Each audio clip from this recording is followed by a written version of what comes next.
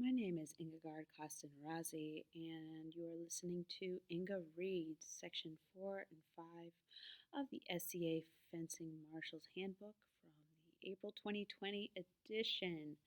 If you have any comments, questions, or concerns regarding the recording itself, you may contact me, Baroness Ingegard Costanerazi. I hail from the Kingdom of Atlantia. If you have any comments, questions, or concerns or complaints regarding the rules themselves, please discuss them with your local fencing marshal or your Kingdom Earl Marshal for more information. As always, this is meant as an accompaniment and not a replacement for the Fencing Marshal Handbook. Recordings will be updated as I can manage as the handbook itself evolves. So beginning on page 8 with section 4, Categories of Fencing. 4.1. There are 3 categories of fencing in the Society for Creative Anachronism.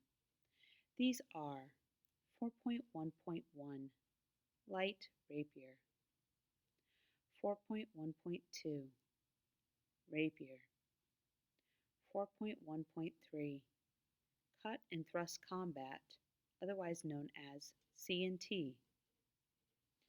4.2. The table below summarizes the key differences in the 3 categories. Refer to the remainder of the rules for further clarification and details. Now, if you were looking at your screen or if you were looking in the handbook, you would notice there is a table here that you can reference by looking at the screen or again checking your handbook. And the table is Table 1. The subtext is Overview of Differences between the 3 categories of SCA fencing. Refer to the remainder of the rules for specifics. And the header of this table have the following listings. First, we're going to cover each of the fencing categories, and for each of those categories, I will list what they have under each section, and these are the sections. So we will cover blades allowed, other weapons and secondaries, types of blows allowed, and the armor requirements. So for the light rapier fencing category, the blades allowed are as follows or as listed. Steel, foil, épée, or similar variant, such as a double-wide épée or musketeer blades from an established commercial manufacturer, must meet the greater flexibility standard indicated in Table 3.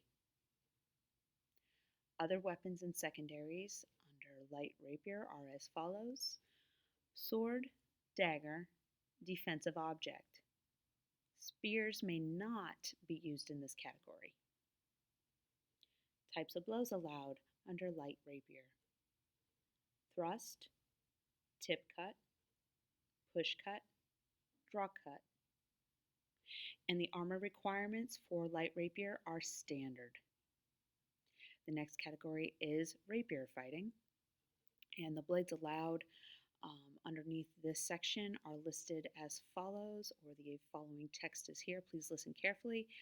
No foils, épées, or similar blades.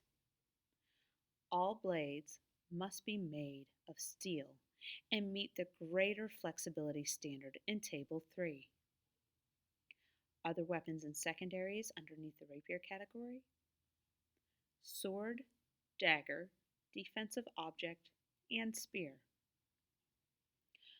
Types of blows allowed under the rapier fencing category: thrust, tip cut, push cut, draw cut. And the armor requirements for rapier fighting are standard plus rigid throat protection. The final category on this table is cut and thrust, and the blades allowed have listed as follows: no foils, épées, or similar blades. All blades must be made of steel and meet the lesser flexibility standard in Table 3. And other weapons and secondaries underneath the cut and thrust category are as follows: sword, dagger, defensive object, spear. The types of blows allowed in cut and thrust are as follows: thrust, tip cut, push cut, draw cut, percussive cut. And the armor requirements for cut and thrust are as follows. Standard, plus rigid throat and back of head protection, elbow protection, additional hand protection. This completes Table 1 that overviews the differences between the three categories of SCA fencing as found on page 8 in Section 4.2. We will now move on to Section 4.3. Except where noted, rules apply to all categories of fencing in the SCA. 4.4. The different categories of fencing may not face one another in any type of combat. Page 9, Section 5. Types of fencing combat. 5.1. There are two types of fencing combat, single and melee. 5.2. Single combat is between two individual combatants. 5.2.1. In single combat, combatants are engaged upon the call to lay on. 5.2.2. If an opponent is disarmed of all weapons, their opponent may allow them to regain their weapon or weapons, or require them to yield. 5.3. Melee combat involves more than two combatants. 5.3.1. In melees, combatants are engaged with all opponents immediately upon the call to lay on. 5.3.2. Combatants may strike any single opponent they can safely reach with any legal blow if they are within a 180-degree arc of the opponent's front as defined by the opponent's shoulders, and at an angle that they can be reasonably seen by the opponent. 5.3.3.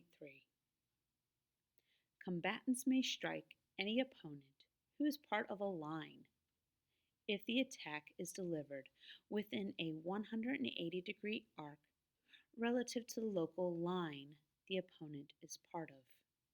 Now the words line are underlined in that section and they refer to a line of combatants. Next part is 5.3.4. Outside of these above stated lines, killing, in parentheses, without striking, from behind may be allowed. The rules governing this are in the section Use of Weapons and Defensive Objects. 5.3.5. A combatant may not deliberately ignore an attacker from behind them, or repeatedly maneuver to keep their back to an attacker, in parentheses, thereby preventing an attack on them. Now, this completes section 4 and 5 for this recording. We will continue with section 6, and that may be broken up into multiple readings as it is a pretty long section. That section covers the description of weapons and defensive objects. Again, you're listening to Inge Reads, and my name is Baroness Inge Gard Kastenrazi. And as always, I hope you have a great day.